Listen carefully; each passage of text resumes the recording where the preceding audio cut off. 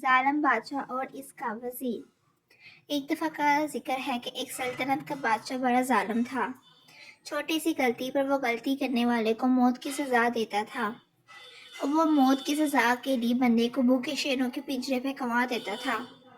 ایک دفعہ اس کے گھوڑوں اور شیروں کی دیکھ بھال اور چارہ ڈالنے کے لیے ایک بندے کی ضرورت پڑی۔ چنانچہ ایک بندے کو اس کام کے لیے منتخب کیا گیا جو بہت محنت کش آدمی تھا۔ وہ بندہ ہر روز شیروں کو گوشت ڈالتا اور ان کی دیکھ بھال کرتا تھا۔ ابھی اس نے 2 دن ہی کام کیا تھا اور شیروں کو کھانا ڈالا تھا کہ بادشاہ نے دیکھا کہ یہ بندہ محنتی اور عقلمند لگتا ہے، کیوں نہ اسے اپنی سلطنت کا وزیر بنا دوں۔ تو اس طرح بادشاہ نے اس آدمی کو اپنی سلطنت کا وزیر بنا دیا، اور پھر وہ آدمی سلطنت کے تمام امور اور بادشاہ کے گھر کی دیکھ بھال کرنے لگ گیا، اور اس طرح اس نے 35 سال بادشاہ کی سلطنت کی دیکھ بھال کی۔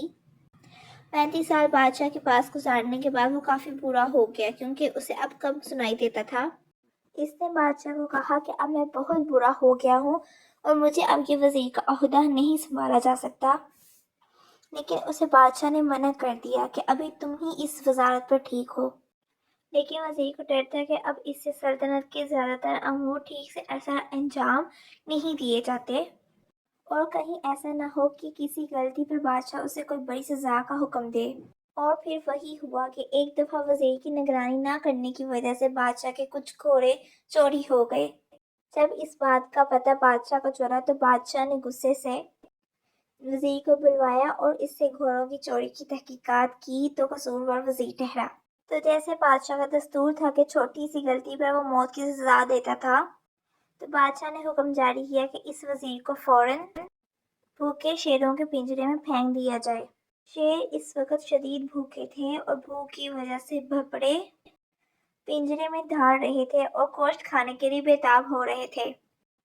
چنانچہ بادشاہ کے حکم کی تعمیل کی گئی اور وزیر کو پنجرے کے پاس لایا گیا، اور پنجرے کا دروازہ کھول کر وزیر کو بھوکے شیروں کے پنجرے میں ڈال دیا گیا۔ بادشاہ یہ منظر دیکھ رہا تھا اور سوچ رہا تھا کہ ابھی شیر وزیر کو پھاڑ چیر دیں گے۔ لیکن بادشاہ یہ دیکھ کر حیران ہو گیا کہ شیر وزیر کو ٹکڑے ٹکڑے کرنے کی بجائے اس کے پاؤں چاٹ رہے تھے اور اس کے سامنے سر جھکائے دم ہلا رہے تھے۔ تو بادشاہ نے حیرانگی کے ساتھ وزیر سے پوچھا کہ تم نے ایسا کیا کیا کہ یہ تمہارے پاؤں چاٹ رہے ہیں؟ تو وزیر نے کہا کہ جب میں یہاں آیا تھا تو میں نے انہیں 2 دن گوشت ڈالا تھا اور ان کی دیکھ بھال کی تھی۔ یہ جانور ہو کر بھی میری وفاداری کو یاد رکھے ہوئے ہیں، لیکن بادشاہ سلامت، آپ نے میری 35 سال کی وفاداری نہیں دیکھی اور ایک غلطی پر موت کا حکم دیا۔ بادشاہ یہ دیکھ کر شرمندہ ہوا اور اللہ سے اپنے گناہوں کی معافی مانگی اور وزیر آزاد کر دیا۔